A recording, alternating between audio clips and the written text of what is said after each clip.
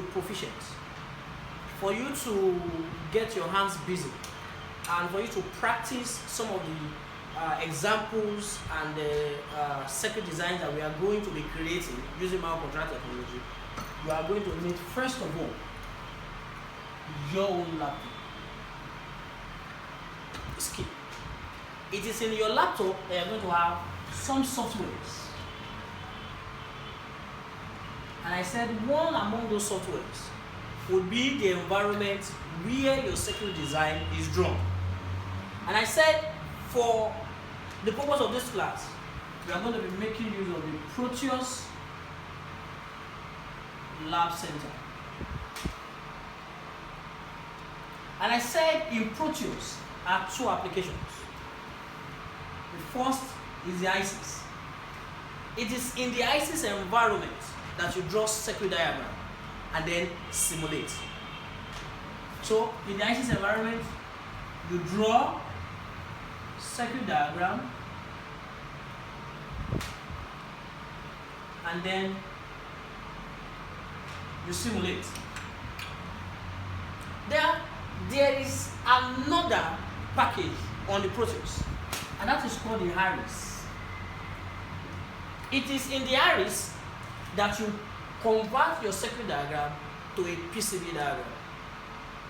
Are you with me? A PCB layout. So this is where you design your PCB, and your PCB will be your what? Your printed circuit board.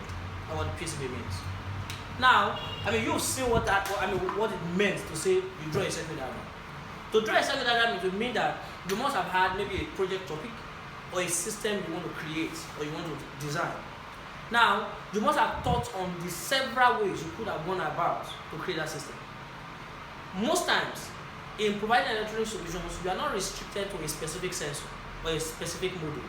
You can achieve any given system result or system design using any combination of components, modules, or sensors, or even transducers, depending on what you tend to prioritize and what you can do without. Because every sensor or modules you will get, if there are more than one, will have preferences. Something one does better than the other. Like the example of the temperature and humidity sensor we were discussing with the client a while ago. You were there. We said if we needed to use DHT 22, you might not be able to measure more than 80 degrees. But we said, oh, if I use the LM35, you would be able to measure up to 150 degrees.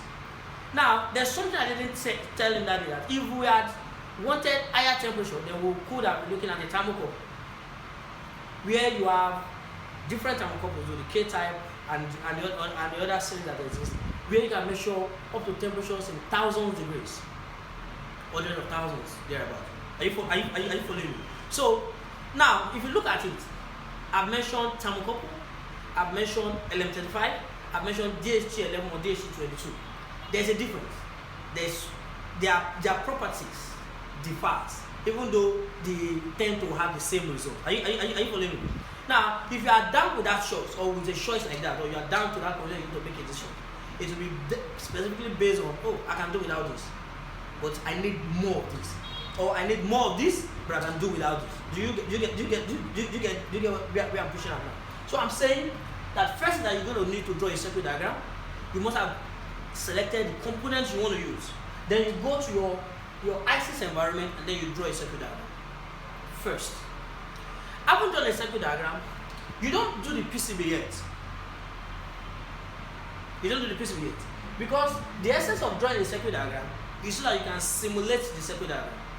Now, to simulate the circuit diagram, it will mean that you must have written the program.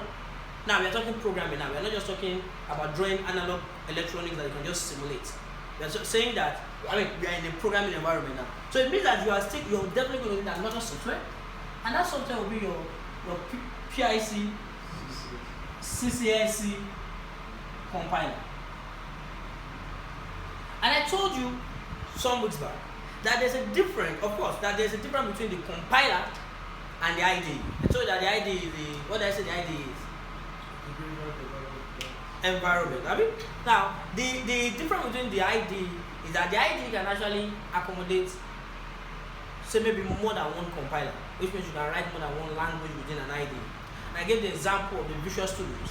That in the Visual Studios is the VB, which you can write VB, you can write C#, you can write F#, you can write I think C++, you can write WPF within the Visual Studios IDE.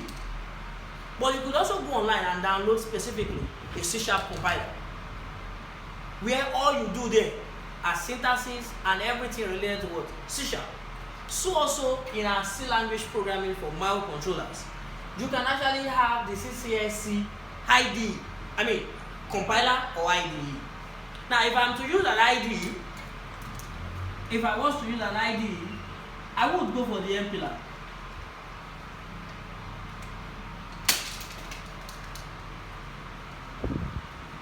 I'll go for the MPLAB. The MPLAB is by Microchip. In the MPLAB, I can then have a CCSC plugin. In the MPLAB, I can have an iTech-C plugin. In the MPLAB, I can actually write assembly language. Are you following me? So you can have MPLAB as an IDE, but you can also have the CCSC compiler, which is what you are going to have installed on your computer today, and which he already has running in his own computer. Are you following me?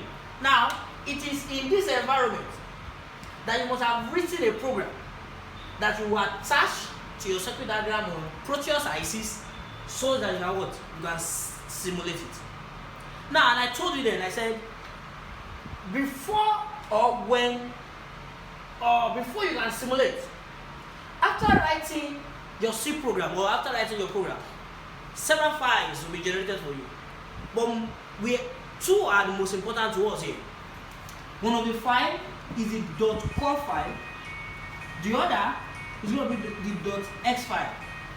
When I mean the .core file and the .f file, this is what I mean.